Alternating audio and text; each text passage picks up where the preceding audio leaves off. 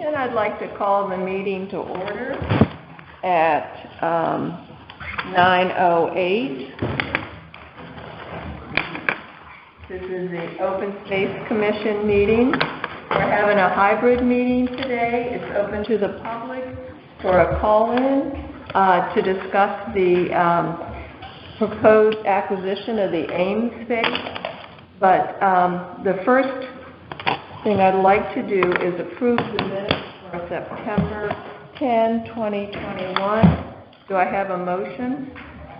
So moved. I second. Okay, any discussion? Yes. Andrea noted a couple of typos that we need to correct. Basically, I had to and by, and I had Andrea and Evan, and we will correct those, and we'll be up to snuff. Okay, any other changes, notices, corrections? Okay, and other than those, all in favor? Aye. Okay. Okay. Next, I'd like to welcome the public for our open discussion on the proposed acquisition of the Ames open space.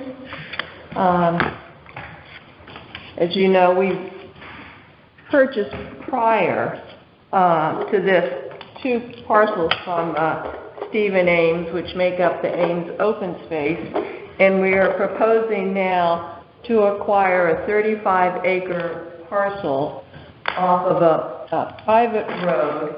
It's currently classified as forest land, which we will add to the existing Ames open space. It's a beautiful forested parcel.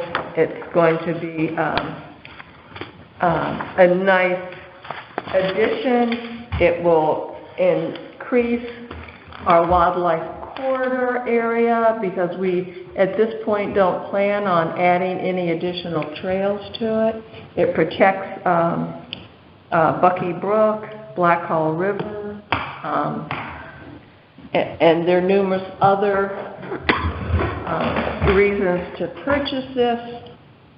It does provide a good access to our safe public access to the beaver and bird wildlife observation area that Andrea and all of us have been working on for the past year or so, which we received 2 grants, one from Rockfall, the other from Hartford Audubon.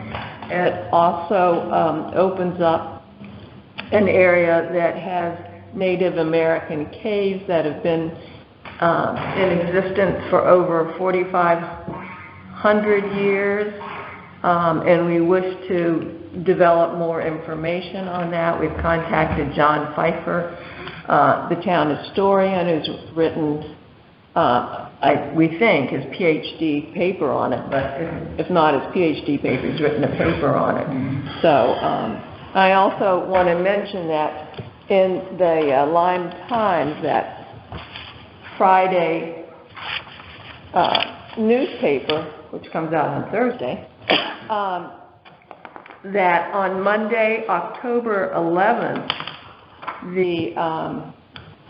at the McCook Point Beach in East Lyme, they are having an Indigenous People Day program, 11 to 3, and it's about the Nahanic Native Nation. It was presentations by members of the Indian Council along with Dr. John Pfeiffer, and it was the Nahanic Indians that Evan has told us that occupied those caves in the winter. So I have a handout if anyone's interested in going there. They're more than welcome. Could you repeat where is the location? It's at McCook Point Beach in East Lyme.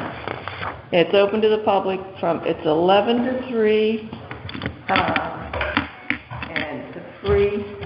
But I think it'd be a great way to connect with.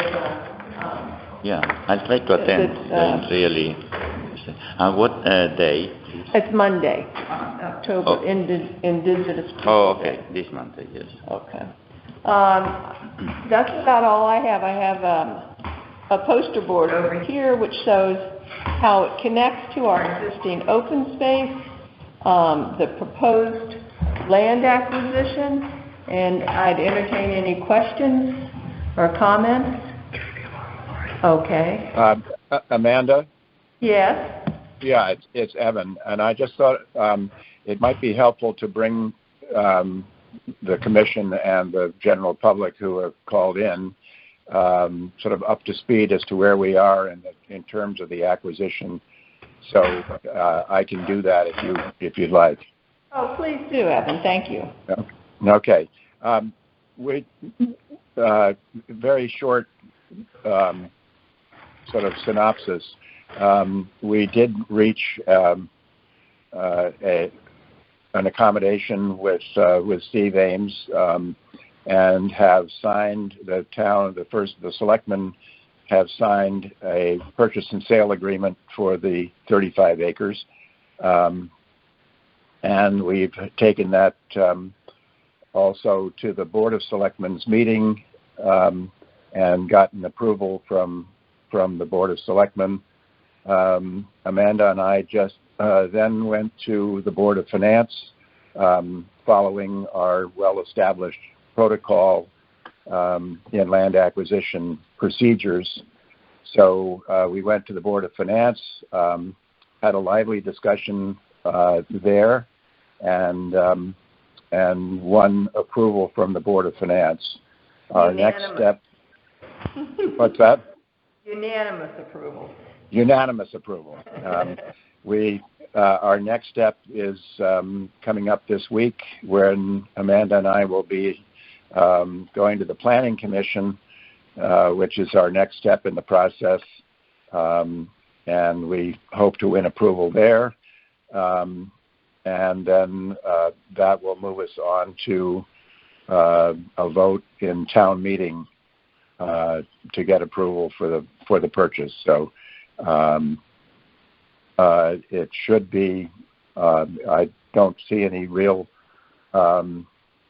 roadblocks at this point, but I never count my chickens before they're hatched, as they say. So we'll keep our fingers crossed and keep everybody apprised as to what's going on. Thank you, Evan, for that. I just want to add that the purchase price is $400,000. In our land acquisition fund, which is funded each year for almost 20 years, $75,000 a year, $418,000. The purchase price is $400,000. Stephen Ames has agreed to take back $200,000 mortgage for 2 years at current market rate, and Greg Frutoma is, with the assistance of a few of us, is currently writing a grant with a deadline the end of this month for $200,000 for half the acquisition cost. And we have some carryover funds in our budget from last year, and Evan and I made an executive decision that we weren't going to use it for developing a parking area by the Yellow Trail in McCullough. So therefore, we will use those funds to work on a parking area for the Ames, this new section.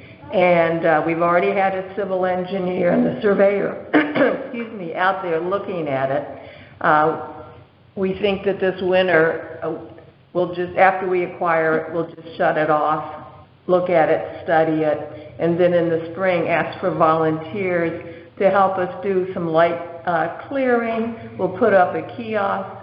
We'll mark our parking areas.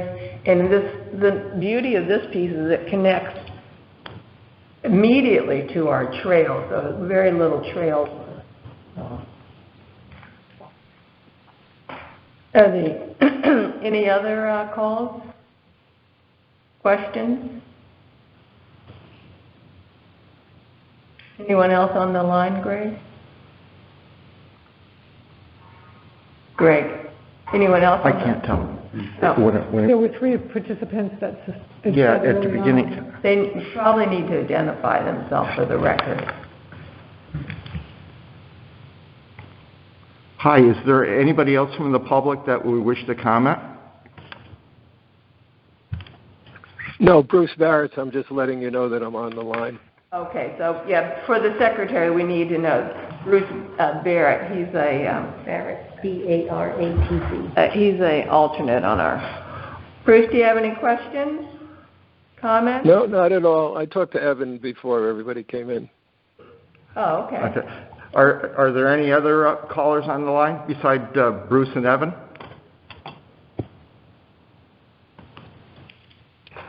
Okay. If there are no questions or comments, then I'm going to move on to item 4, the land steward report, and I don't see Peter Norris here, so maybe we'll put that aside for now. Did Peter send a report out? I didn't see one. I didn't see one. No. Okay. So the report. Okay. Existing business number 5, open space property updates. I did send that out. Greg sent it out. I updated on the Bartholomew, the McCulloch, and the Ames. And did everybody receive a copy of that? Mm-hmm. Yes. Mm-hmm. Any comments? Yes. Okay, any comments or questions? I just had a comment that I got a call from one of the parents of the kids I took out there from the Congregational Church. On Bartholomew? Group on Bartholomew, and he's working on a design for a new overpass over the wet area that has been plaguing Bartholomew for the last year or two. So hopefully during the fall we can get that up and running and get that constructed. I'll be interested to see what the design is. I think the dad of one of the kids is an engineer, and he seemed to take a great interest when we were walking the property. So, and I've received a call from that group that they're moving ahead. You might ask them if they have a material list because Jim Mildren has sold his sawmill. Yeah, no, I asked for a design and a materials list. So I'm hoping that will be forthcoming. Okay, thank you. Did you put an application in for wetlands? I have not until we have a design. The Wetlands Commission will want to see what kind of how extensive or not. So when we have a design on paper, I can then take it and make it part of the application, and then we'll have a site walk, and then so it may be the construction may not happen until next spring. But with the new beaver deceiver at Bartholomew, the water levels have gone down somewhat, and hopefully that will keep them down for the balance of the year, and hopefully for several years to come. Hey, I have another wetlands question. Do we have to do a sketch or something if Jim Mildren repairs the spillway on Jimmy's Pond? I don't think so. I think that's just a maintenance repair.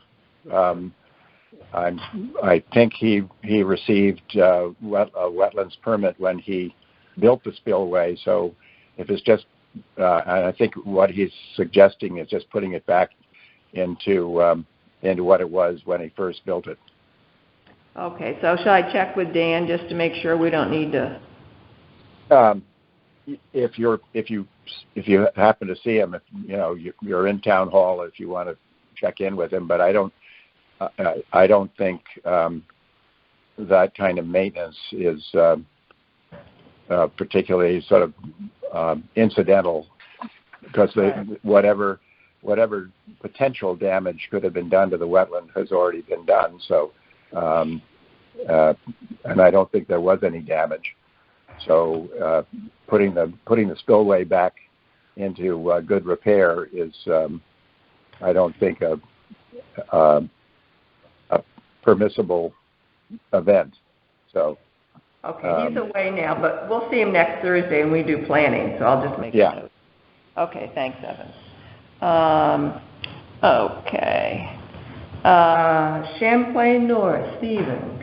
Yeah, so nothing significantly new to report this month, but I do have a question based on some of the emails that were being sent back and forth, and that has to do with what our intent is with the Barbizon oak.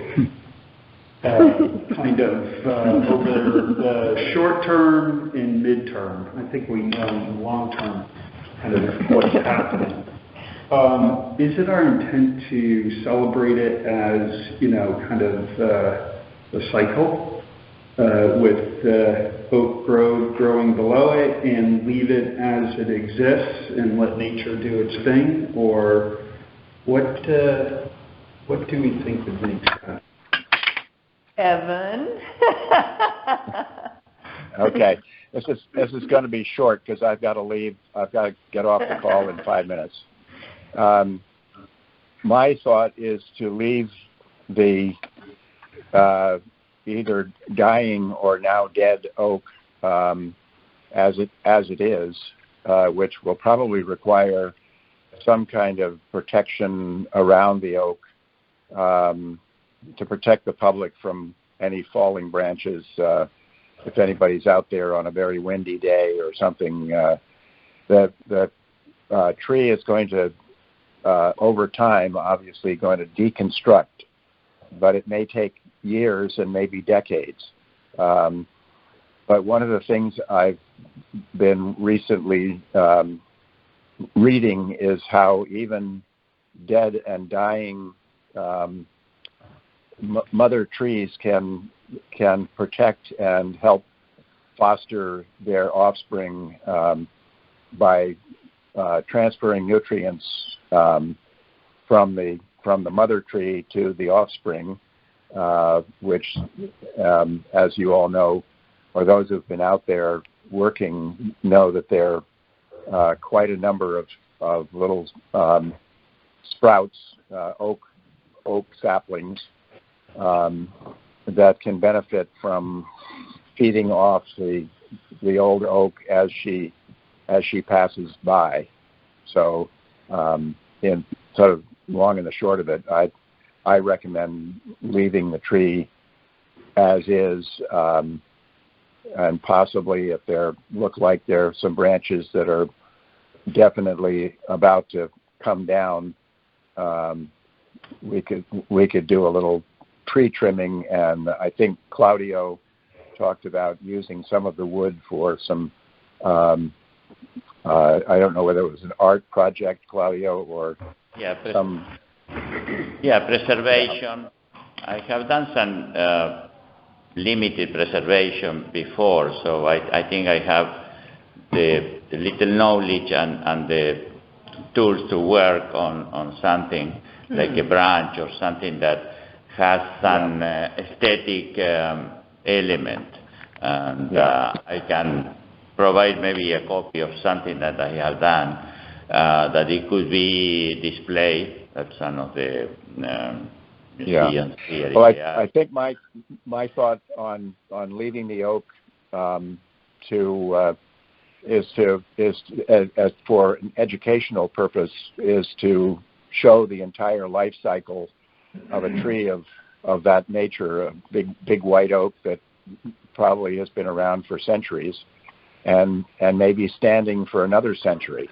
So I think it's important to see the life cycle of these trees and to as well as helping the new ones, the new grove that's growing up underneath the current tree to flourish. So that's pretty much what I right? My thought, but that's up to the commission to decide. If I may add, I can work on some research on the life cycle of this type of tree, and maybe devise like a potential poster or something like that. And but there are our website.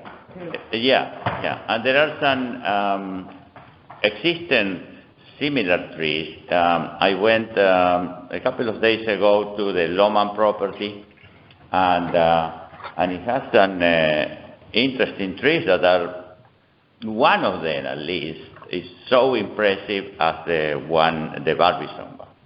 And maybe we can reference that for people that is interested on observing that, where is the location of these trees. There are probably in an area of 1 acre in Lomans on the field area that are very similar, and one that is so impressive as the Barbizon one. And, well, great. Anne has a couple of comments she'd like to make. Excuse me. Yes. Oh, sorry. Yes, sorry. Just in the same vein, there are examples of historic trees, on a variety of different, historic properties, and how they've been, we could look at how they've been, memorialized and how they've been used for education. I think the website would be great if we could maybe use our young videographer or filmmaker to put together like a story about the tree. And I don't know if there's social media potential, but certainly, you do some outreach about the history, and maybe the Flow Grids would want to participate in some way. Fred? Yeah, I just want to mention, the commission may realize this, but in the interest of reestablishing oaks in that area, you may want to protect a few seedlings because deer may be a problem there. They browse heavily on young oaks. Oh, good point. With the light, if you protect a few seedlings, they'll grow. That's a good idea. Let me just digress so people know. We decided to kind of highlight the artist trail connection on this trail. So it's been evolving.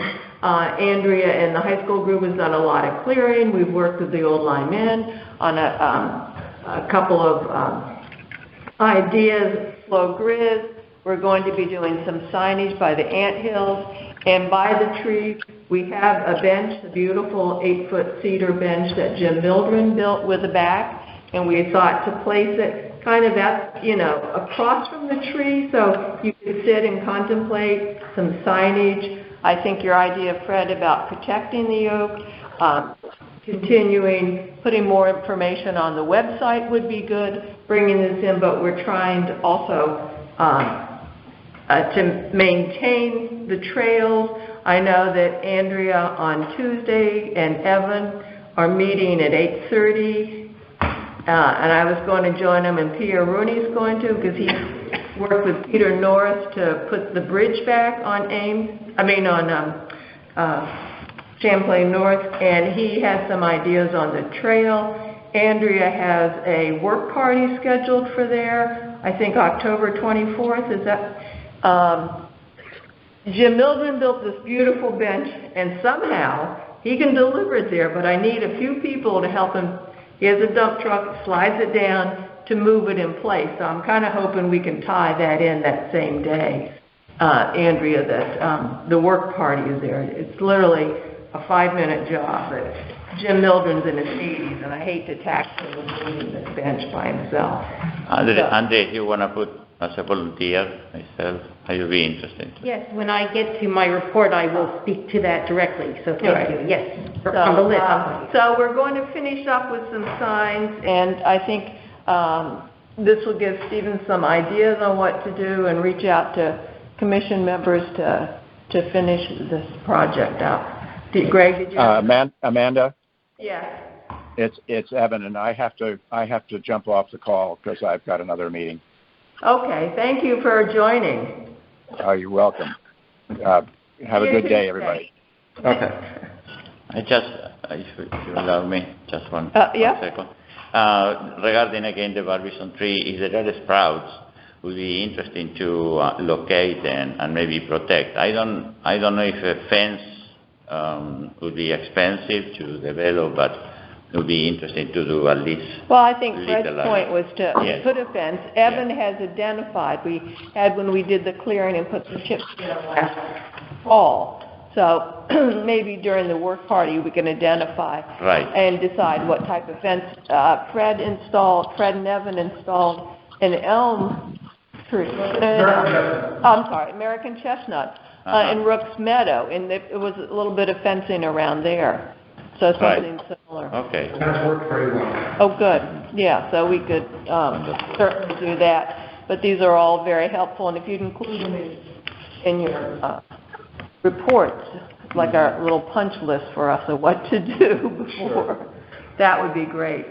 Greg? Yeah, I wanted to mention, Andrea, I'm sure we'll talk about it, but a number of us took a walk on Ames with the grantors to see what was done with the wildlife observation areas. And one of the people that accompanied us was Cheryl Poirier, that you may know from Sustainability Online. Well, Cheryl also used to work for Florence Griswold, and she, in some fashion, has a job to promote the Arts Corner. And I mentioned to her that what our plans were for Champlain North, and she said, when you get it set to go, when you have your sign and up, she said, I will work with you to promote that and build public use for that. And I was kidding her that we provided her with a fair amount of information for her Sustainable Old Line report. And I said, you owe open space one? And she said, yes, I do. Oh, good. I would even start before that and kind of see what we've got for pictures. And I know that... Cheryl Poirier? Poirier, yeah. I can send you her information, Steve. Very good. Thanks. Chris and Ken Kitchens have a beautiful painting, I think, a copy. I don't think it's right. Who knows? But of the Barbizon oak, and we've been trying to get that too, so we need to follow up on that. Just as an FYI too, that a while ago, I had contacted Amy Kurtz-Lansing, who's one of the curators at Florence Griswold. I asked her what they had in their files about the Barbizon oak, and she sent me some information. She sent me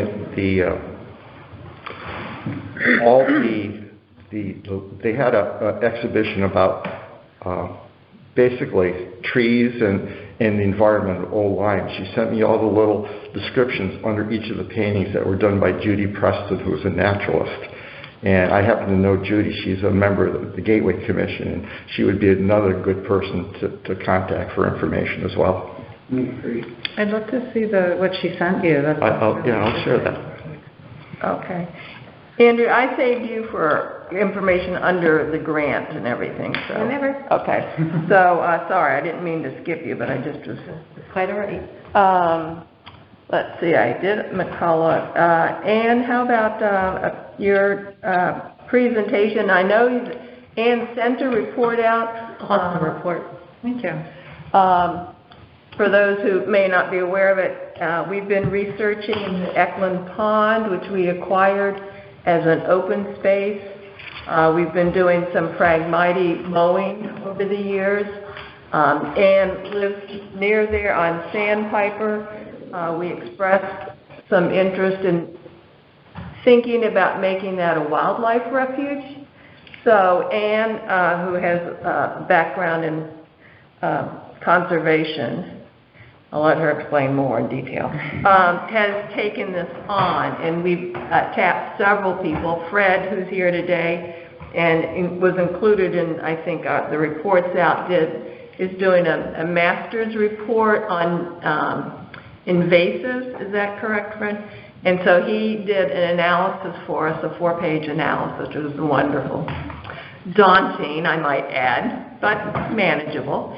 And we've been working with Pat Shippey, who sent us, she and her husband were active in the area, and we went to a talk that Peter and Patricia did at Lyman Allen in August. And in talking to Pat afterwards, she reminded us that her pond, Shippey Pond, which is next to Eklund Pond, is part of the Ferry Landing State Park. And so light bulbs went off in all of our heads, and we'd say, Ferry Landing, that's a great name. We're not tied to the name Eklund because it was part of an acquisition from a subdivision. So one of our ideas is to change the name to to Ferry Landing Wildlife Refuge. And then the final comment on it is that, I don't know, Peter forwarded to all of us the article saying from Audubon, and maybe you could explain it because I can't even think of the name of it. Oh, that might have been Peter North. Audubon, the National Estrone Research Reserve, is going to be a reserve that would encompass Lord's Cove, Great Island Wildlife Managed Areas, and Old Lyme and Bluff Point and Haley Farm, some of the best wildlife habitat on the Connecticut River estuary and in southeastern Connecticut. And that will be headquartered, I believe, at Deep, right in Ferry Landing. And that whole area is part of the Silvio Conti Fish and Wildlife Refuge. So it just all blends in together. And so I'll let Ann explain what she's been doing. Well, it's been a group effort. As Amanda was saying, we've had a couple of informal meetings and been talking to various experts and people with background knowledge of the site. And if you had a chance to look at the report, all I tried to do was kind of summarize where we are at the moment, the information we have, and how it ties to the open space plan update that was done a couple of years ago.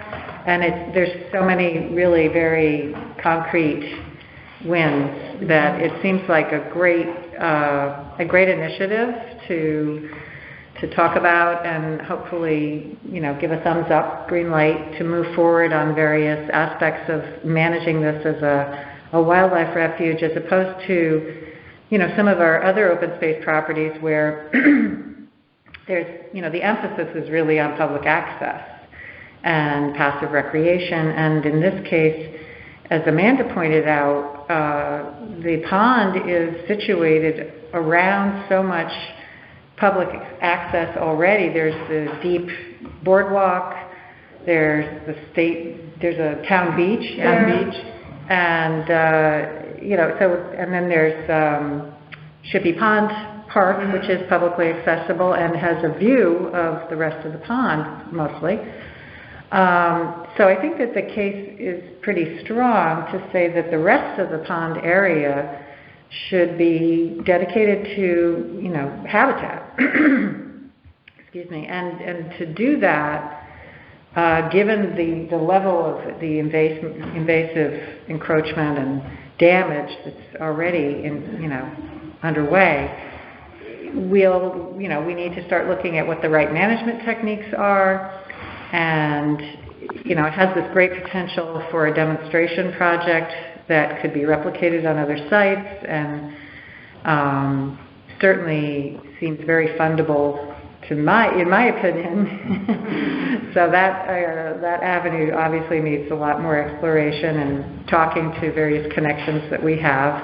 Also, the neighbors, we became aware of this because there was a potential encroachment on wetlands.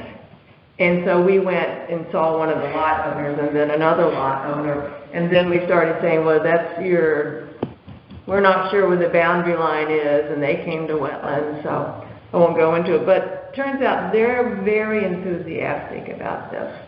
And Ann is a resident of that neighborhood, and she knows a lot of the people. So I think the response from them has been good. And so when we go forward with this project, it's not only finding and taking out invasives and in restoring with native plantings. The neighbors expressed an interest in doing the same. So that would be nice. So. Right. Yeah, and Amanda's been really instrumental in making connections, for instance, to the Silvio Conti refuge, and there are other National Fish and Wildlife Refuge programs in the area, and so I think we can really tie in. A lot of times I think there are fewer funding opportunities for areas that don't, have significant public access, but I think that there's a real strong case here to tie it into not only, something that supplements existing public access, but connects with other important habitat areas that have already been identified. It's really kind of a natural fit. So one of the first things we did was to look at the Phragmites situation, and I won't go into huge detail because it's all in the report, but that's something that the Commission has done in the past, and so one of the sort of business items today would be to discuss authorizing the Phragmites mowing again for this year. So if anybody has any questions or wants to talk about that and some of the information I got from Malcolm Weld, who has done this work for us in the past, who believes he may be able to access some areas that he was unable to access previously, thanks to cooperative landowners, adjoining landowners that want to, allow access. He has a pretty significant piece of machinery he has to get in and out, and it's tricky. It's a very tricky landscape to navigate. So he would need to do some initial clearing just to be able to know, and it's a very small area. I was down there looking at it with him, it's not as long as this table, I don't think. But the machine is wetlands review area, so right. We may have. The machine is 7 feet wide, so if that gives you an idea of, very minimal area. We'd have to find out exactly who the ownership of the property is and exactly what wetlands formalities need to happen. But if he is able to go ahead with that clearing, he'll know whether or not he can access some of the other areas. And there's been significant infill or growth of the Phragmites that is shrinking the pond, noticeably. So one of the other options I talked about with him was there are kind of like Phragmite islands within the pond, and he said he doesn't have a mechanical or hands-on technique that would be able to address those, but in the past, not in the past at Ekman Pond, but he's been aware of controlled burn efforts. That again, none of these are one and done. It's an ongoing maintenance commitment, but you kind of at the moment we're looking to stop the bleeding, as it were, and keep the pond from getting any smaller. So that's something we could talk about as well.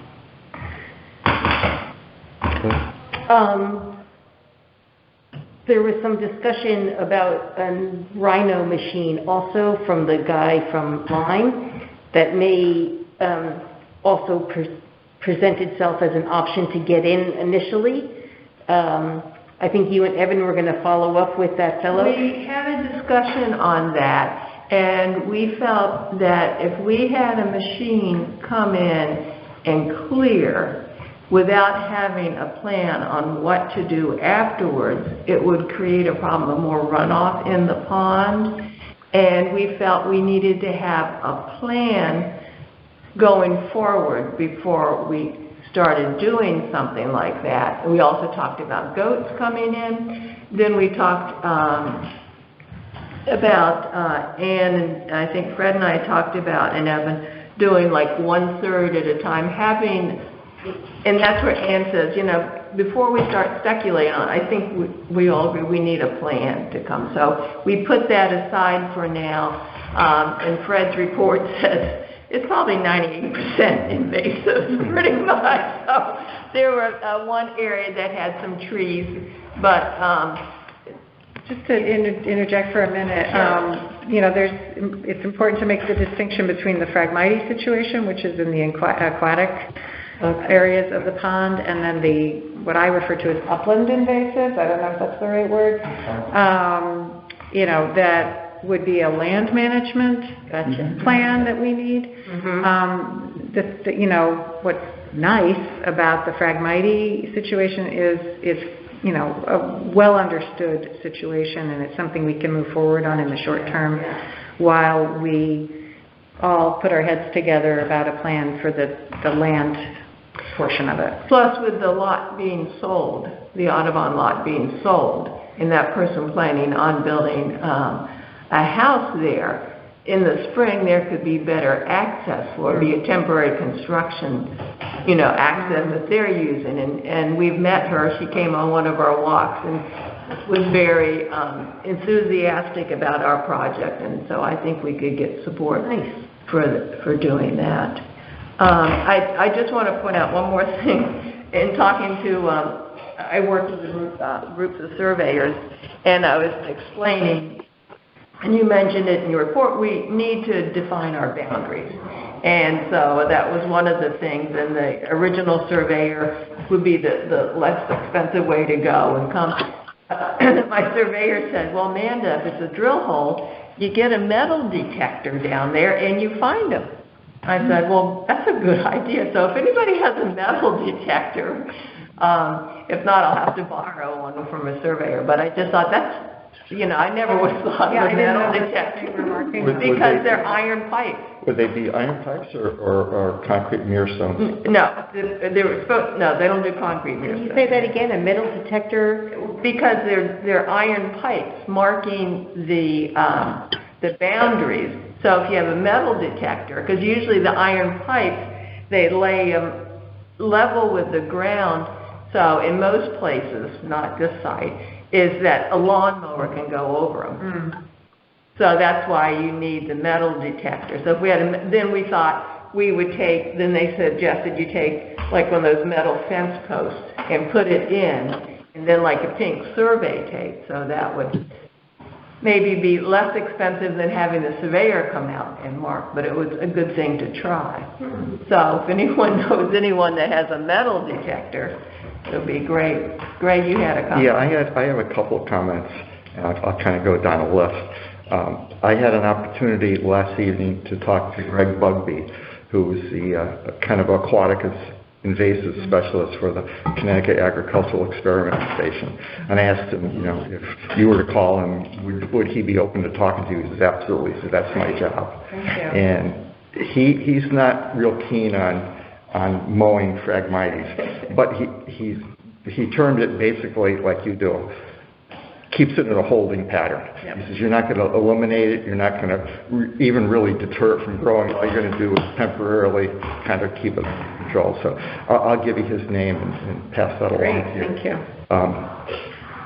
Gateway in the past has funded projects to deal with aquatic invasives. And the Gateway Fund, we set up a grants committee because we were starting to get a lot of requests from land trusts and groups up and down the river to do projects, and we decided the agency should not be in the maintenance business, but I think Gateway would look favorably on some type of project, as you said, that would basically experiment and try a novel approach. So if we can come up with something original, something on the lines of what Rich Snarsky did, because he claims to have eradicated Phragmites on Lord's Cove. We had no follow-up. We need to talk to him. We had no follow-up to him, so I really have no idea what success he actually has long-term after a couple of years. And I think TNC's been working with him too. Yeah. And he did use a combination of mechanical harvesting and chemicals, which we may not want to do. Yeah. But they could also, Gateway would they be interested in doing the uplands maybe not deal with the Phragmites since they get so many, but the uplands, I think that's, a wonderful project. Yeah. Well, I mentioned to Ann that I think it would be beneficial for her to meet Suzanne Thompson, who is the chair of Gateway and is from Old Lyme. And, we can talk about that Okay, good. in the future. Regarding Yeah. Oh, yeah, so, yeah. And one last thing, too, is for a period there, I was chair of the Land Acquisition Committee for Gateway, and we did a lot of work with U.S. Fish and Wildlife Service. The Fish and Wildlife Service has 3 CFAs, which are conservation focus areas in Connecticut. One of them is around the Salmon River, and Gateway has had a kind of a nice procedure where we would give the Middlesex Land Trust money to buy property. The Middlesex Land Trust would sell it to Fish and Wildlife. Fish and Wildlife would give them the money from the sale, and they would give it back to us. Oh. So we could conserve land on a roundabout way, basically because the federal government takes about 2 years to go through their process. So we could buy the land, protect it, and then well down the line get reimbursed. Excellent, yeah. They have a second CFA in East Haddam and Lyme, Whalebone Cove, and they have a very small area, Roger Torrey Peterson, in town that I don't know they'll expand. I would caution, the one thing about Fish and Wildlife Services, all the land that they purchase has to be open for hunting and fishing. Yeah. So that may be against the idea of wildlife preserve. And when we did that forestry grant application, we were on the line for the forestry and the grant people. And I asked them, is there any money available for wildlife refuge versus passive recreation? And they said, no. So I think, getting money for this, through the usual sources won't be available, but I know Andrea has had success with Rockfall and Hartford Audubon, and I would think Hartford Audubon with this, dribs and drabs may help, Just as an FYI, and it's a little bit of a digression, is that Gateway had an annual boat trip, and I got the opportunity to talk to a lot of different folks last night. And one of the people I spoke with is Honor Lawler, who works for the Trust for Public Land. And they are a spin-off from the Sierra Club because Sierra Club didn't want to be in the land business. So they work with and raise money for organizations to conserve land. And Honor Lawler, who is one of their land specialists, used to work for Fish and Wildlife Service, and she's very familiar with their community forest grant. When we applied for a grant last year for Ames, there was $5 million in the national pot. She said if some of the bills that are in Congress now pass, that $5 million pot will be increased to $80 million. And she said there will be a lot of money for everybody. But that's down the line, so something to keep in mind. Yeah. Congress passing is in itself a miracle. So, but okay. Did you have more to add, Ann? Or? Well, let's see. I just, marketing launch. You mentioned, formalizing the name change at some point. Probably next month we can put something together for a vote on that. The next couple of months we may be busy with Ames. I'm just trying to recollect my brain to my thoughts. Didn't we vote last month on authorizing money for Phragmites? I don't believe we did. Okay, right. So then didn't you say Malcolm needs to do this sooner than later? Well, yeah, it's generally done a little earlier than now, but we're still in the window. And the marsh behind my property was just, he just finished 2 weeks ago or less. And, I'm very interested to talk to Greg Bugbee because I've seen such a tremendous benefit. My father, who owned the property before me, has been mowing for, 15 years, more. And the habitat is just remarkable. It's an annual commitment, that's all. And we did have Malcolm mow last year. Right. And So- he's been mowing on and off since, I think, 2010. So I think There was a big gap there, though. there was a Yeah, gap. and But so I think we asked him to do it 2 years. 1 year he had a problem with his equipment or something, but he did it last year. So what we need to decide and vote on is if we want to hire Malcolm to mow the Phragmite at Eklund Pond this fall.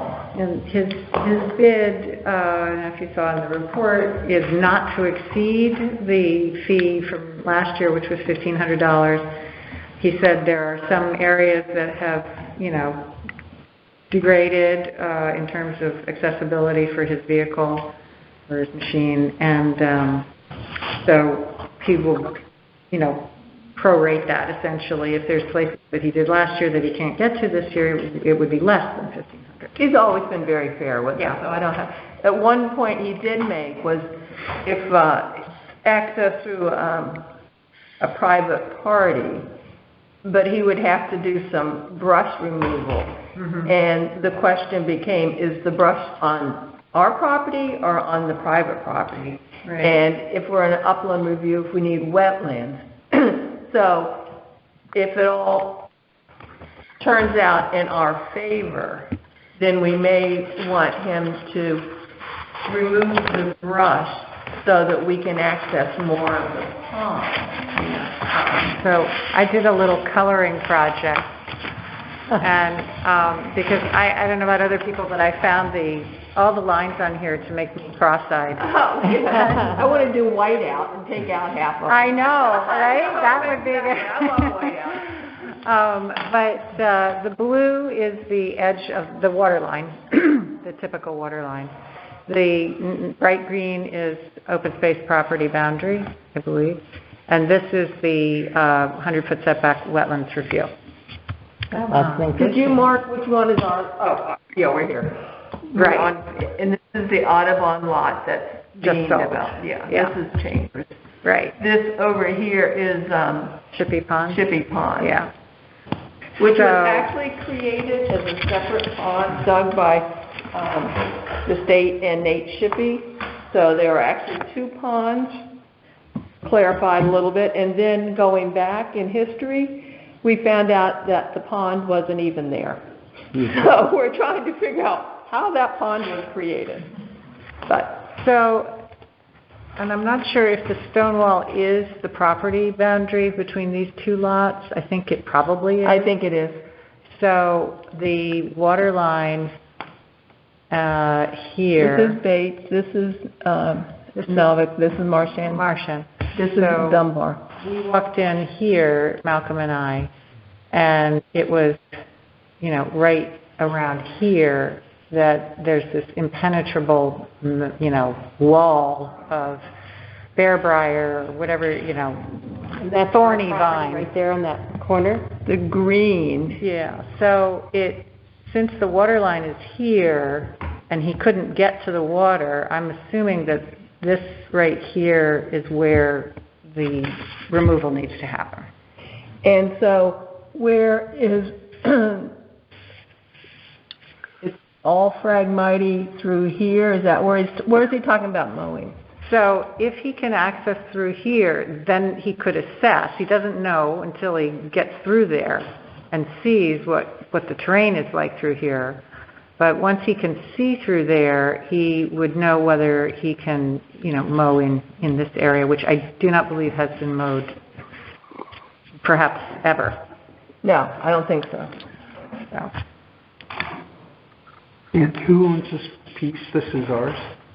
No, Yes. yes. Yes. And, but This is I the thought new you lot. said this was the boundary of the open space here, the green. What happens between here and the street line? Well, this would be this is, I got a This is little... works in progress. Yeah, I got a little confused myself. Okay. It's an excellent question because I couldn't figure out if this is our boundary, where, how does the lot, the lot is obviously along here. So kind of my question, without kind of diving too deep into that, is what are the chances of Malcolm coming in off the road here? Oh, I know it's steep, and there's a foundation there, if I remember. the foundation's over here. Oh, the foundation's on this property. Yeah, on this lot. Okay. Would it make sense for him to establish, do whatever brush grubbing that he was going to do to create something? Well, that's, especially when, as Amanda was pointing out, when the construction begins on the former Audubon lot, that's a possibility for sure. Fred, what are your thoughts? You've been down the deep of it. I mean, you have to do lot clearing, but that might be a good idea for the long term. Right. I mean, because we ought to clear that area at some point. Right, for the long term, I think absolutely. Yeah. And then not having to ask for access to private property. Right. Landscaping Right. occurs. Well, that's another benefit to doing the upland clearing. But if we came in and clear cut like we had once thought, it would all be draining into the pond, which would Well, create I'm not suggesting that. I'm thinking just a driveway or something so he could get his equipment down there. But I You can don't... explore it, for sure. Well, it'd be interesting to have a contact number for this woman to see when she's going to put her driveway in. Yeah, She was. I would like to, I'm going to reach Because- out to her realtor and see if I can. Which is the Audubon property? This is the lot that was sold. They own this lot, and then they sold it to. Right. And then, I had always thought, can't he get in through the Shippey pond? Yeah. And it's a matter of, the machine has very specific limitations. So it can either float or it can drive, but if there's like water and then land and water and then land, it gets hung up. I see. It gets jammed up against things, and then he's stuck, and he says, I don't even have a way of getting it out of there. They used to have a winch, and now I don't. And Yeah. so And how big a path does he need? 7 foot wide. So. Fred is a master of machete. Oh. Yes, he has the best machete in town. Right. Perhaps... Can he come over to my place? Perhaps with some assistance, or if need be, if there's a speculation spot that Right. needs to be cleared of just a few feet. Right. What's his name could do with this or something. Sure. That's an idea. Okay. Well, to move this along, why don't we connect some of that stuff? The main emphasis, we need a vote. Well, we need a vote if we're going to do Malcolm. Well, I'll make a motion to approve $1,500 toward the Phragmite treatment.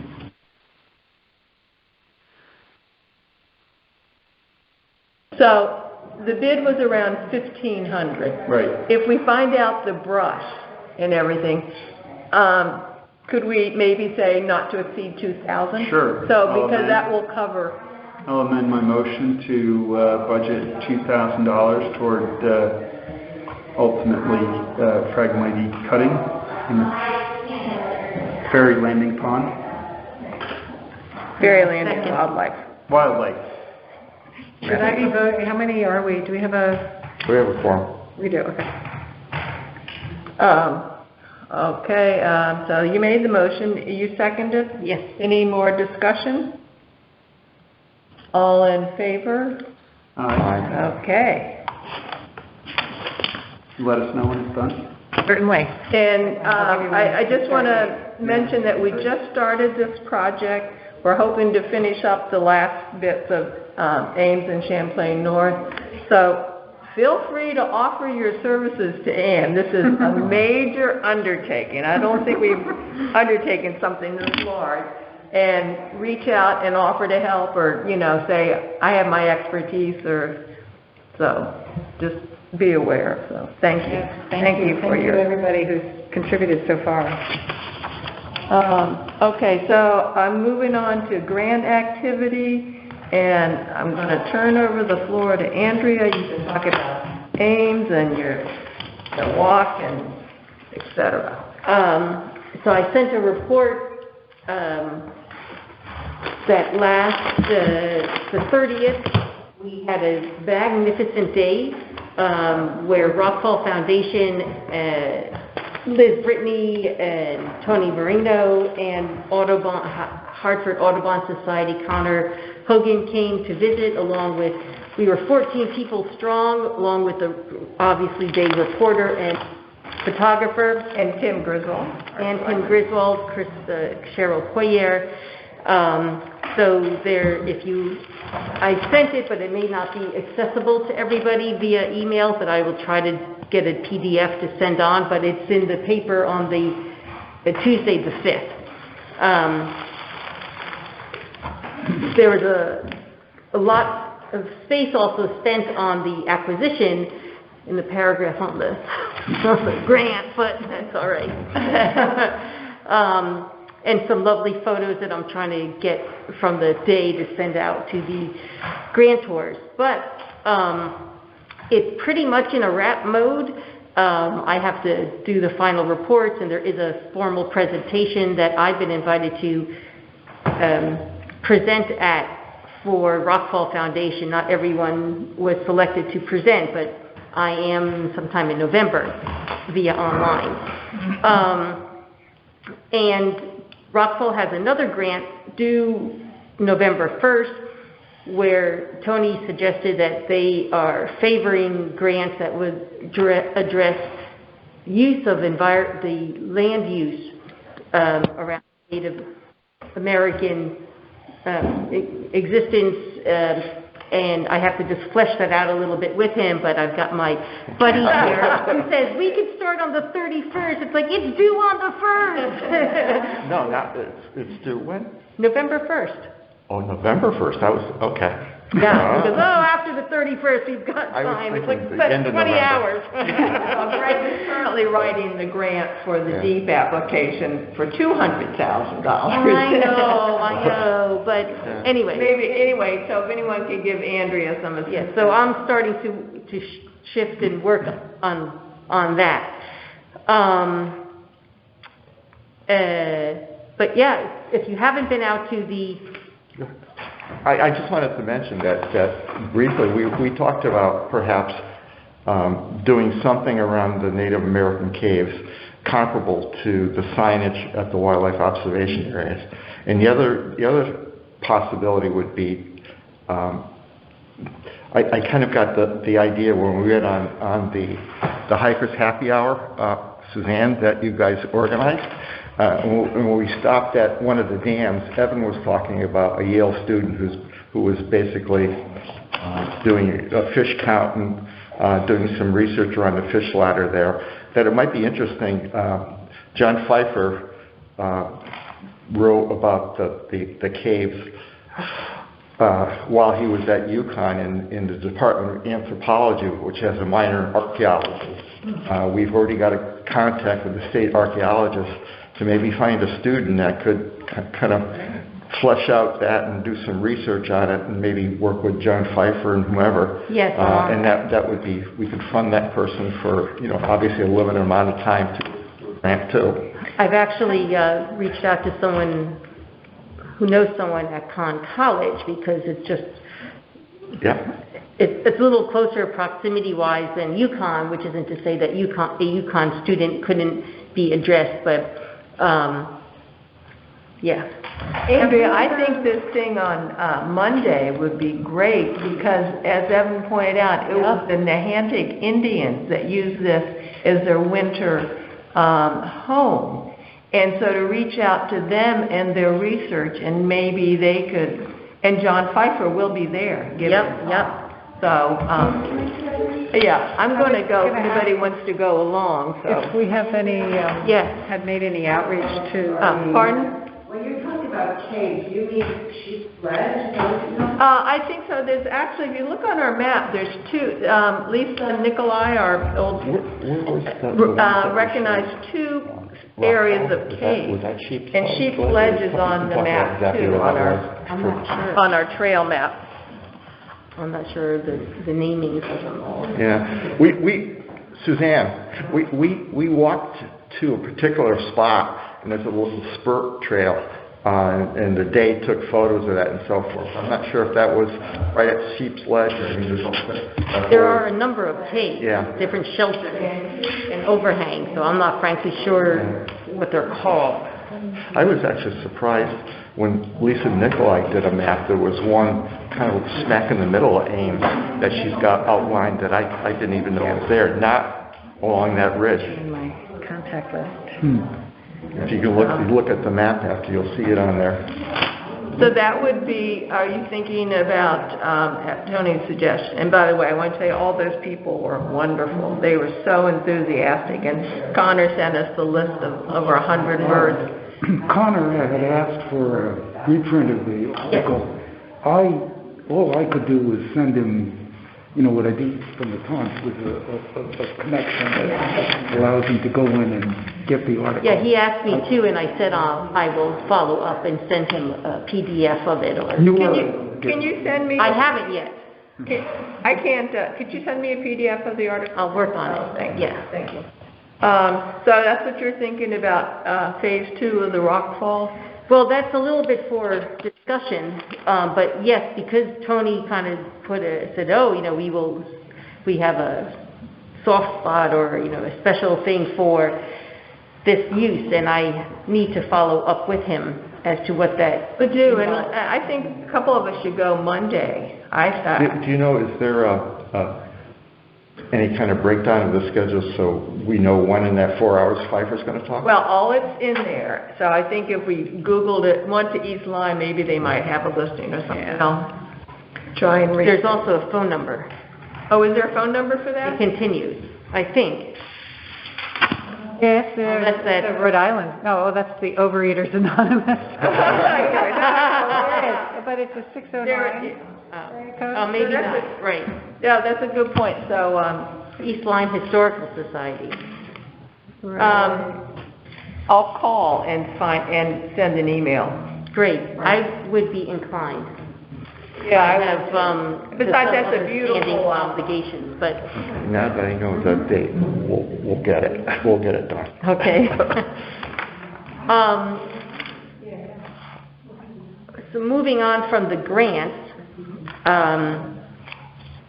well, actually, I should say, associated with the grant, there are some costs that we have incurred and will continue to incur because they were not anticipated. One is the ongoing $18 a month for the Wi-Fi connection, which gives me access to have it downloaded to my house or my units, but I still have to go to get the chip to put it in because otherwise it would be more expensive. So right now I pay and then the town reimbursed me, but just it's not a major chunk, but it's $18 going forward, and it just needs to be thrown into your budget if we decide that we want to continue with the wildlife footage. And Evan and I had spoken about moving some of the cameras, one of the 2 cameras, just to get a different vantage point and view. We have lots of great deer shots and maybe some bucking deers, but I had 17 last night download, so that was exciting. But you know how excuse me, how the police have little cameras that maybe we can put one on Peter Norris. Especially when he had that almost near death encounter.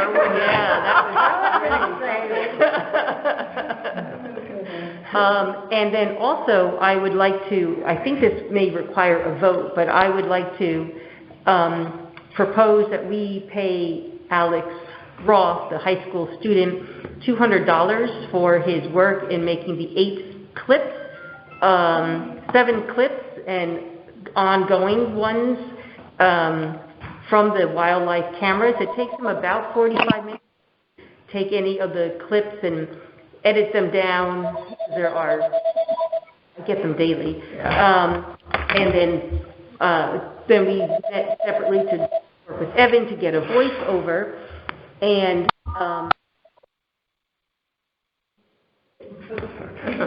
actually, we don't need to have a vote. Anything over $2,000 is what I. Oh, okay. But Is there any objection to if we pay? I think dangle the carrot, maybe he'll do more work for us. So I think it's great what he did. It's on our website. It is on our website, and we were able to give Michelle Norin, and if you go on the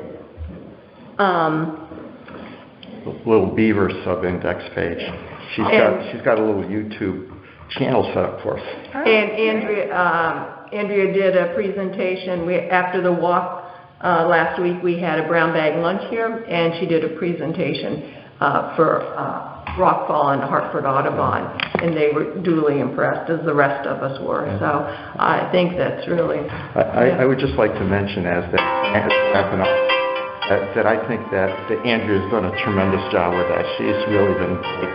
Thank you. Excuse me. If there are no more questions about the grants, then I would like to shift to the work party. Okay, please do. October 24th, we've got a lock-in with the environmental group on Champlain North from 12 to 2. And there are a number of opportunities for this day. One being to realign the two spots on the trail. And I was out there just the other day, assessed and I photographed where those two areas are, found out the easiest, quickest access to them.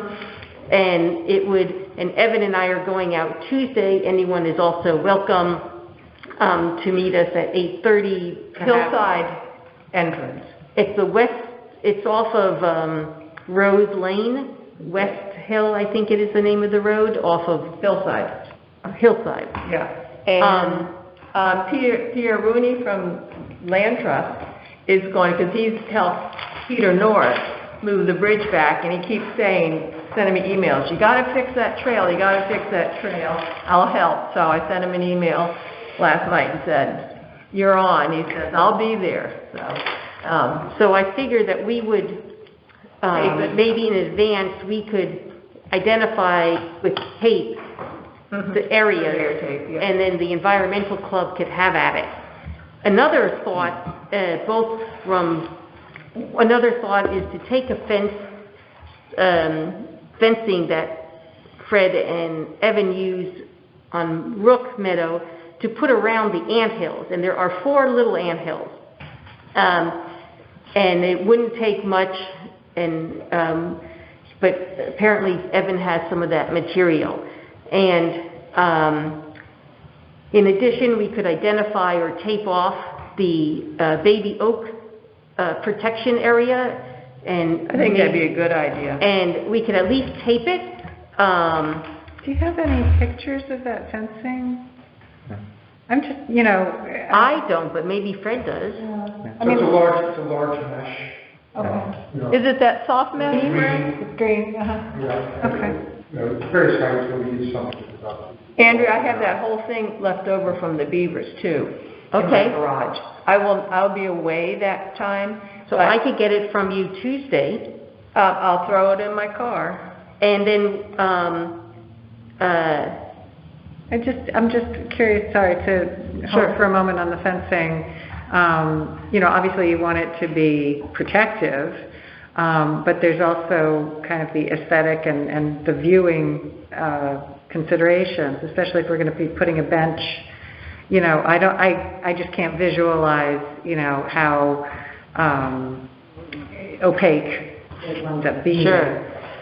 Well, I haven't seen it myself, but I guess Tuesday we'll be assessing the available material that we have, what we might need to get, but we're looking to, that's a very good consideration. We want it aesthetic, and we may just tape off the baby oaks, but circle the Because I've seen for sapling protection, I've seen nice small enclosures that, because although you want people to say, oh, that's a baby oak that's being protected, it's not as aesthetic as the whole Barbizon story.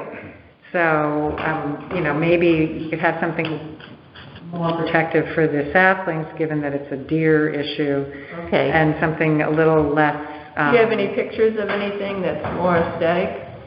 Well, I can try to get some images. I was thinking Gardener's Supply. I always think Gardener's Supply up in Vermont. Maybe we could have like a little small committee that can look into that, because we're talking about a number of issues. Number one is protecting from the deer, keeping people away from being underneath the tree or branches. You might really want something more stable, like a split rail fence or something around the drip line for the oak that is, not unattractive, but leaves the view relatively intact. I have kind of long experience fighting deer with gardens, and I used to put in a relatively short fence with a longer pole and string fishing line around the pole. Very nice. And deer know something's there, and they will not jump over it. And that's from more than 3 or 4 feet away. It's basically visible. Great. I use rodeo girl. It's an organic spray, and I have daylilies and everything. But anyway, well, that's consideration. I want to move this along. Yeah. Well, at least for that, so Evan and I will be assessing what the club might do. There's also the path with a non-nettle plant that could be removed, but I was encouraging Evan to speak with Ken, because mowing that would be easier than just, it's from here to the end of this room, 7 feet wide. That's the Pentway to the old lineman. Yes, so that would be, we have to make some choices, and if I think that that's an old lineman issue that we need to discuss with them. But I would hope that you would please, I won't be here, put that bench on. It would literally take 5 minutes. Jim could drive all the way down there in his dump truck. Well, let's see who we have coming from this group on the 24th. I will not be there. Just those who are coming. Claudio, you said you might from 12 to 2? Okay, why don't you email, and anyone who's Yes. okay, so you can email me. Put it in writing. And the location, where we are going to meet. Yes, Off of Wickford. Sorry? Off of Wickford? Well, let's just get to see who's coming, and then we can work out those logistics, because there sounds like there's going to be multiple approaches to the land. And I don't know, frankly, if I myself am going to be back in time for that, but I'll do my best. So, Andrea's in charge of the work party. She's going to send out the details. So please respond in a timely manner to Andrea. Okay. Okay, thank you. Any other comments, Andrea, or thoughts that we need to address? No.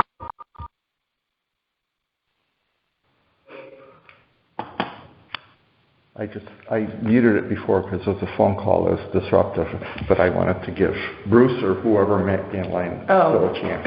Okay. Sorry. No, that's all.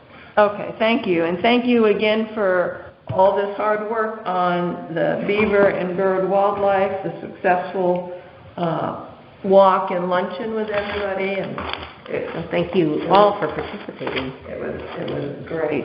Evan, who's not here, said there's nothing on wetlands.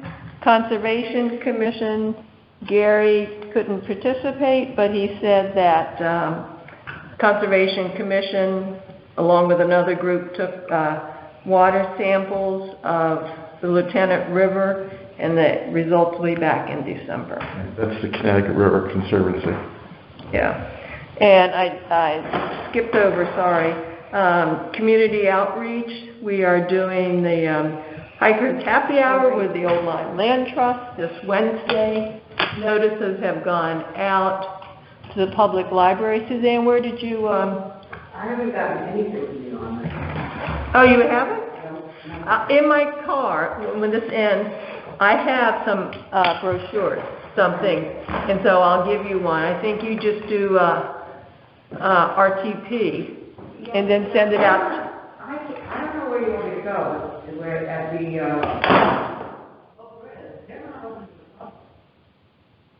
I went in there and talked to them. They said, we're not open. Well, we go to RTP, Roger Tory, and they should send out notices. Where is your Acres Happy Hour? It's going to be at 415 Library Lane, Champlain South, 5 o'clock Old Lime Inn. I have flyers in my car, I just forgot to bring it out. Okay. So I'll give you some, and if you send it out to your board members. Okay, but I need if you could send me an email, I can get it to Tom and get it out, or Leah. I don't have a copy of the flyer. Okay, so, I can send you something, Suzanne. do you have the flyer from I don't have Leslie? the flyer, but I have the artwork from, I have the Leslie. flyer.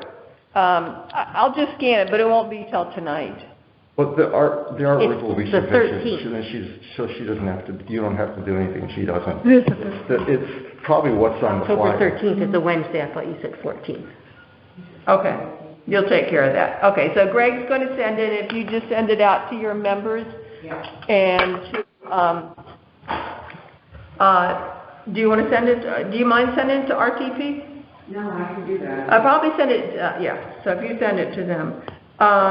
And it was a little confusing this year because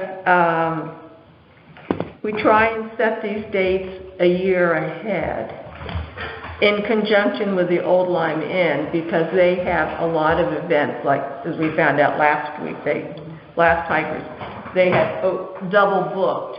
So if maybe we could get together and agree on a time and a place for the next year. If you want to participate, we would like to participate. 4 seems to be a good number. They are thinking, don't we do it the first Wednesday of the month? I think it's the first Wednesday. We are thinking about changing our meetings to the second Wednesday in the evening. That's why if we do we need to kind of stick to a schedule. If for some reason you feel that you can't do it that month, we'd be willing to swap. But it would be good to keep listening to the meeting of the same Old Lime time. at the town hall. So we could, So I'm go ready anytime. That'd be great. May and June? May, June, September, October. What was that? They would like more, I think July and August are kind of hard for us. The other thing is Mike Orella, who walks with us and does the birds and everything, he thought about doing some type of bird identification walk. We could explore different options, things like that. I think if you do May, we are thinking if we are able to purchase the property, the Ames piece, we will have our parking area open and would like to do June closer to National Trails Day to do that area. So that's why I would rather do June if you didn't mind, because that would give us, we're not going to start working there until spring. But again, if you need to switch because of conflicts, we can. I don't think any reason planning in advance we couldn't do that, but I'll take it back to the board. My only concern about the first Wednesday in September is around Labor Day and people are a lot of people. So, I agree, but if you hit the second Wednesday and if we're doing our meetings in, it can't. So I agree it's crazy, but they can't do Thursdays anymore. So I don't know what to say. I think we have to. People are back by the Wednesday, you know? I think that maybe the thing to do would be later in the winter, someone from Open Space, someone from Land Trust should meet with Chris, because, Well, Leslie's Leslie or whomever, because who knows what their schedule is going to be next year anyway. Well, that's why we need to set it. So I think but later in the fall, we should get it up and the date set, so we all have it on our calendars.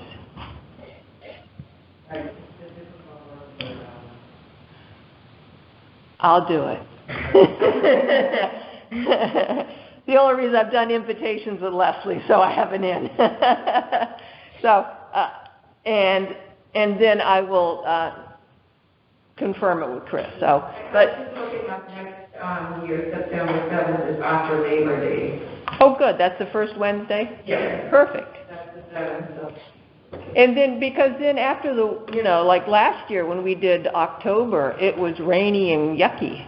Yeah. So, and May can be damp. So I think we're kind of stuck with those dates. And then if we could fit Mike in on a different, time, we'll see. I don't know. But I just think that if they want to continue it, it's about the only spot in town that we could host it. It'd be nice to get them set so that Leslie does put it on her calendar. So, okay, so we're all set for next Wednesday for the Hikers Happy Hour. Under new business, we had talked about changing our time. I'm sorry, did I say something? Maybe we could, rather, before we get into that, just while we're on Hikers Happy Hour, just have Sabine introduce herself and then to that. We have a guest morning who is Sabine O'Donnell, who is president of the Old Lyme Land Trust, if you haven't had an opportunity. Suzanne Colton-Carey comes with us and comes to our meetings almost every month, I want to say, Suzanne. Very good. So, and I don't know if you'd like to say a few words, Sabina? Yes, thank you very much for welcoming me today. I really have been admiring the collaboration between the Land Trust and the Open Space. And I think I've been with the Old Lyme Land Trust for 11 years now, mostly in my function as treasurer. I think I attended at least one meeting when the chair of the Open Space Committee, I think, at the time, and I have been very impressed this morning to see such an active group. You've done an amazing job adding to the portfolio of the town's open space areas there, and I look forward to continue to work with you guys. Oh, thank you. We look forward to working with you. Yes, thank you. Thank you. And I want to also just acknowledge Fred Behringer, who's here, who's planted the chestnut tree with Evan and is working with Ann on Ferry Landing Wildlife Refuge. And it was a great report. Thank you, Fred. That was very nice. Very nice. Did you all get a copy of Fred's report? No. Okay. I will. I thought it was attached. Were you able to include it with mine? Did not, on mine I didn't have an attachment. I don't recall. I don't think it was attached to yours. I couldn't incorporate it because it was a PDF and I had a Word doc, so I thought it would just go on separately. Fred, can you send your report to Greg? Sure. And he'll send it out to everybody. Would you all like a copy? Suzanne, can you also put, we usually CC you on there. And speaking of new things, Suzanne let me know, and Suzanne walks Whippoorwill Road and our land and our open spaces and alerts me to everything. and alerted me to the fact that Deep was out there on Ames Open Space. So I sent a letter to Chuck Lee saying, I've been, thanks for the heads up on a few other things. And oh, by the way, there were 2 Deep people out. What are they doing? So I haven't heard back from him on that. No, but he's very good. He's very enthusiastic. He's from Hartford. I don't really know him. I'm working with him and DOT to do the beaver deceiver on the Whippoorwill Culvert. So that's why I thought they might be down there. And he's, anytime he gets anything on beaver, I'll wash mine later.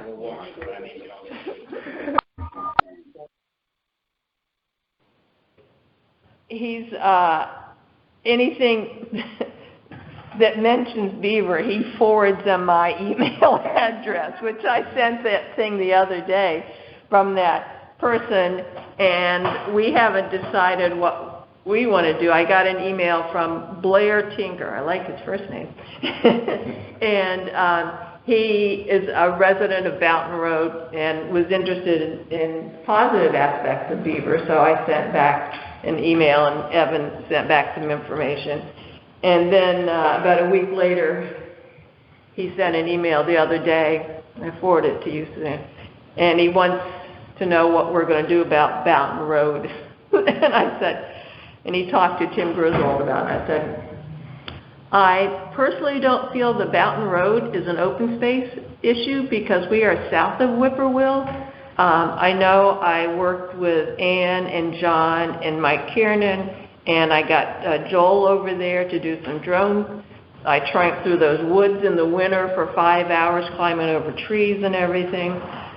I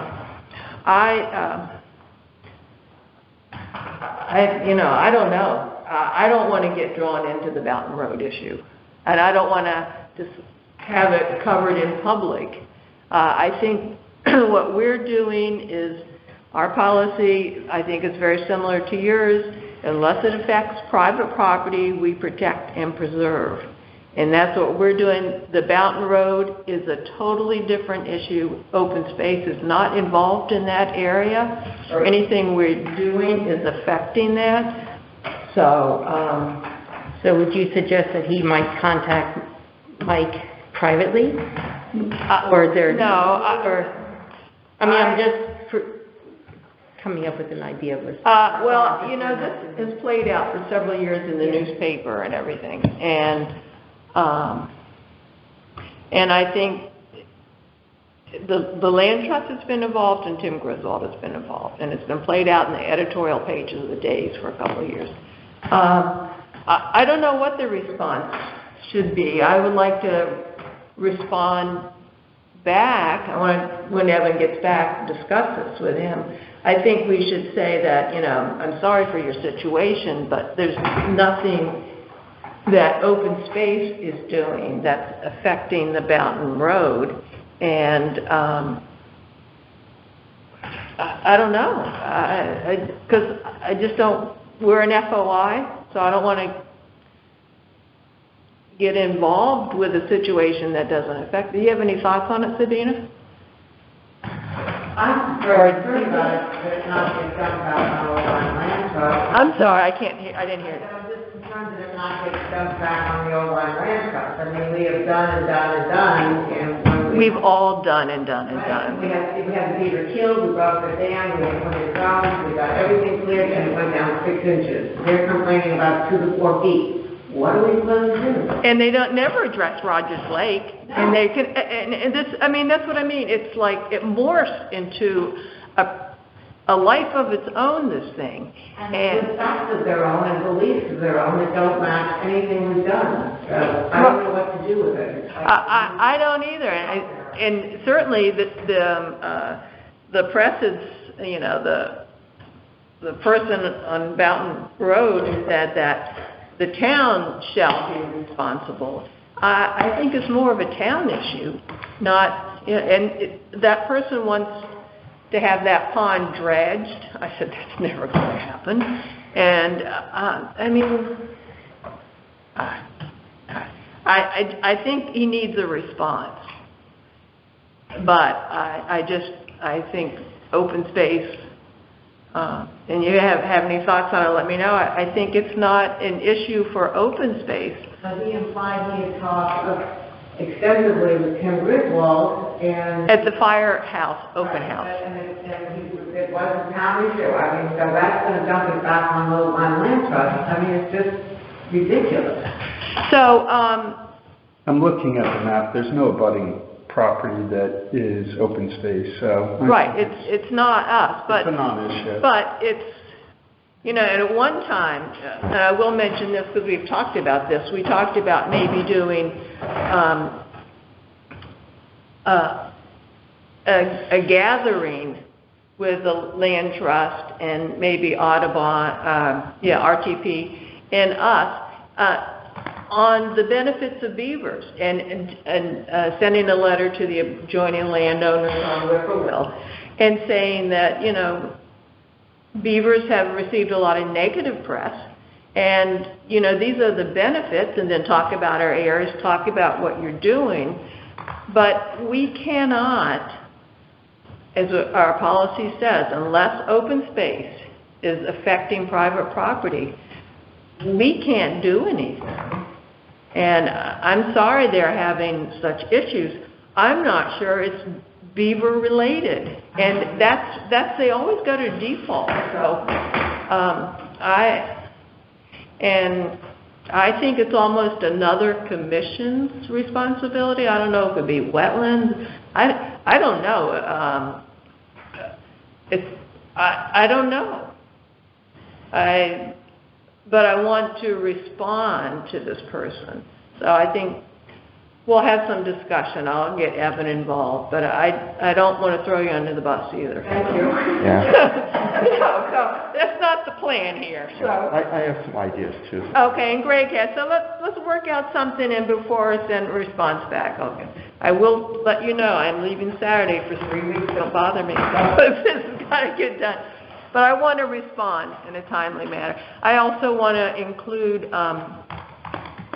Chuck Lee, who's the guy I've been working with on it, so he knows. He's very interested. When I talked to him about maybe doing this presentation, he said he hoped it would be a hybrid because he's in the Hartford area. He said, I'm not driving down, but I'd like to hear it. So I think it's something that we should maybe talk about doing this winter. I think... I don't know. I just think that we seem to get the negative press about it, not the. That's why it was so nice to see when Andrea did the walk in the write-up in the paper. So, but to be continued. So let's see. Under new business, we do have, like I mentioned earlier, are changing our meetings if we wanted to do. So we had talked about moving from a morning to an afternoon meeting, and Amanda has talked about the idea of a Wednesday. If you go onto the town website, at the bottom of the homepage is the calendar. And if you look at that calendar, the late afternoon, early evening time frame is heavily populated. There are very few time slots available to use this room. Many more time slots available to use the mezzanine room. I really was kind of curious to see how long this meeting was going to run with our reports. It's 2 hours. Make it a little more succinct. So we're at 1 hour and 45 minutes. Now, it seems as on the second Wednesday of every month, the Democratic Town Committee has this room booked at 7:30. If we were to meet at 5 or 5:30, we can conceivably we have a 2-hour window before we probably need to clear out. But I just want to toss that out there. Andrea, one of the reasons we talked about was your work schedule. So what time do you leave work in the afternoons?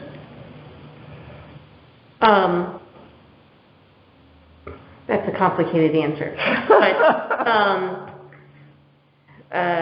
But, well, what days and times in the afternoon would work for you? and I don't think it's just for me, but if you're also looking to expand. No, but I'm saying 5:30, 6, you know, for me, you know, my day goes from 7 to 7, basically. Yeah. But, so, you know, 6. Yeah, I think we would have a really hard time fitting in 6 o'clock unless we were to. So 5. We might have to do a couple bouncing around the dates until we could reserve a 6 o'clock spot for a stretch. So. How does 6 o'clock work with the rest of you? I would prefer to meet a little earlier. The Economic Development Commission, for example, which I would presume have a number of working folk on it, meet at 5:30 in this room the first Wednesday of every month. 5:30 would for me. The first Wednesday of every month would conflict with Hiker's Happy Hour. Well, I'm just tossing out an example. Okay. That they do meet at 5:30.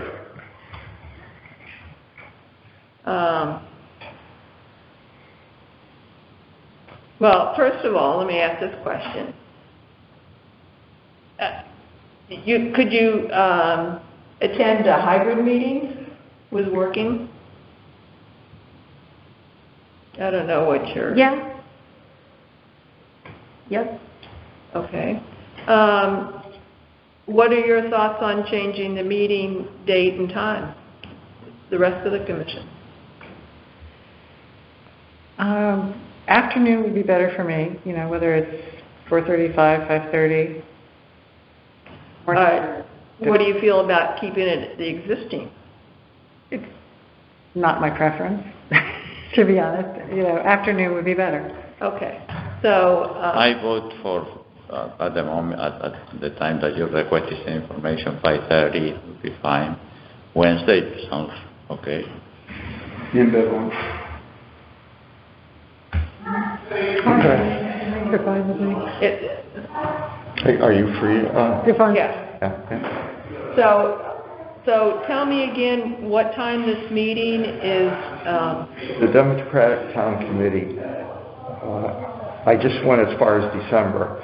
So for this month, next month, and December, they had this room booked for the second Wednesday at 7:30.